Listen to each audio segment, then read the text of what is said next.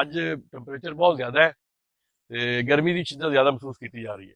ਤੇ ਇਸ ਵਾਸਤੇ ਅਗਰ ਲੋਕਾਂ ਨੇ ਤਾਂ ਆਦਾ ਬੰਦੋਬਸਤ ਕੀਤਾ ਹੈ ਏਸੀ ਦਾ ਆਰਟੀਫਿਸ਼ਲ ਜਿਹੜੀ ਚੀਜ਼ ਹੈ ਨਾ, ਮੈਂ ਚਾਹਨਾ ਵੀ ਘੱਟ ਤੋਂ ਘੱਟ ਬੰਦੇ ਉੱਥੇ ਬਵਣ। ਤੇ ਜਿਹੜੀ ਅੱਲਾਹ ਤਾਲਾ ਦੀ ਕੁਦਰਤ ਹੈ, ਅੱਲਾਹ ਤਾਲਾ ਨੇ ਆਪਾਂ ਨੂੰ ਜੇ ਠੰਡ ਦਾ ਸਹੀ ਦਿੱਤਾ ਹੈ ਨਿਜ਼ਾਮ, ਵੀ ਅਸੀਂ ਆਦੇ ਪੌਦੇ ਜਿਹੜੇ ਨਾ ਉਹਨਾਂ ਨੂੰ ਕਰੀਏ। ਇਹਨੂੰ ਮੈਂ ਸਾਰੀ ਮੇਰੀ ਬੇਲ ਹੈਗੀ ਹੈ, ਆਟੋ ਬਾਟੋ ਹੈਗੀ ਹੈ, ਤੇ ਇਹਨੂੰ ਮੈਂ ਸਾਰੀ ਨੂੰ ਨਾ ਨਵਾ ਰਿਹਾ। ਤੇ ਇਸ ਟਾਈਮ ਵਕਤ ਵੇਖ ਲਓ ਤੁਸੀਂ 12:30 ਦਾ ਹੈ।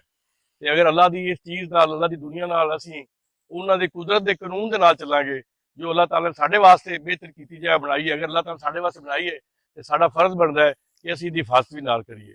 ਤੇ ਇਸ ਵਾਸਤੇ ਇਸ ਗਰਮੀ ਦੇ ਵਿੱਚ ਮੈਂ ਜਾਣਾ ਇਹ ਨਹਾ ਰਿਹਾ ਇਹਨੂੰ। ਤੇ ਬਹੁਤ ਅੱਛੀ ਜਗ੍ਹਾ ਹੈਗੀ ਆ, ਵੇਖੋ ਤੁਸੀਂ।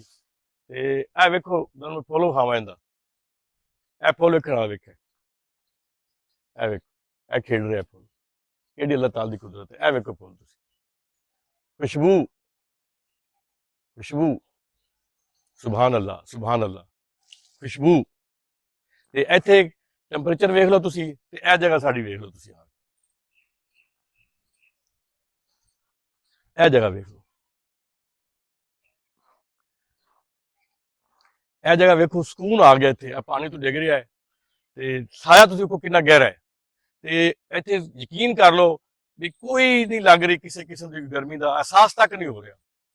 ਤੇ ਅੱਲਾਹ ਤਾਲਾ ਨੇ ਇਹ ਸਾਰੀਆਂ ਚੀਜ਼ਾਂ ਆਪਣੇ ਵਾਸਤੇ ਬਣਾਈਆਂ ਨੇ, ਤੇ ਅਸੀਂ ਸਾਰੇ ਵੇਚ ਦਿੱਤੇ ਨੇ, ਦਰਖਤ ਪੱਟ ਲਏ ਨੇ। ਕੋਈ ਜਿਹੜੇ ਹਕੂਮਤ ਨੇ ਅਬਲ ਤਾਂ ਲਾਇਆ ਨਹੀਂ ਤਾਂ ਚੋਰੀ ਕਰ ਲਏ ਨੇ। ਤੇ ਪਾਣੀ ਜਿਹੜਾ ਉਹ ਗਹਿਰਾ ਹੋ ਰਿਹਾ ਹੈ, ਟੈਂਪਰੇਚਰ ਵੱਧ ਰਿਹਾ ਹੈ। ਆਪਣੇ ਜਿਹੜੇ ਬੱਚੇ ਨੇ ਉਹਨਾਂ ਦਾ ਆਪਾਂ ਏਸੀ ਲਾ ਕੇ ਦਿੱਤੀਆਂ ਨੇ। ਅਸਲ ਕੁਦਰਤੀ ਤਰੀਕੇ ਵਾਲੇ ਕਿਉਂ ਨਹੀਂ ਆਦੇ? ਦਰਖਤ ਲਾਈਏ ਜ਼ਿਆਦਾ ਤੋਂ ਜ਼ਿਆਦਾ। ਵੇਖੋ ਮੈਂ ਇੱਥੇ ਬੈਠ ਖੜਾ ਹੋਇਆ ਤੇ ਮੈਂ ਅਹਿਸਾਸ ਕਰ ਰਿਹਾ ਇਸ ਗੱਲ ਦਾ ਕਿ ਬਾਕੀ ਦੋਸਤਾਂ ਨੂੰ ਕਰਨਾ ਚਾਹੁੰਦਾ। ਮੇਰਾ ਤੁਹਾਡੇ ਦੋਸਤਾਂ ਨੂੰ ਪੈਗਾਮ ਹੈ, ਮੈਂ ਰਿਕੁਐਸਟ ਤੁਹਾਨੂੰ ਕਰਨਾ ਵੀ ਤੁਸੀਂ ਮਿਹਰਬਾਨੀ ਕਰੋ, ਆਦੇ ਘਰਾਂ ਦੇ ਦਰਖਤ ਲਾਓ। ਇਹ ਬੇਲ ਲੱਗੀ ਹੋਈ ਹੈ, ਇੱਕ ਵੱਡਾ ਦਰਖਤ ਵੀ ਨਹੀਂ।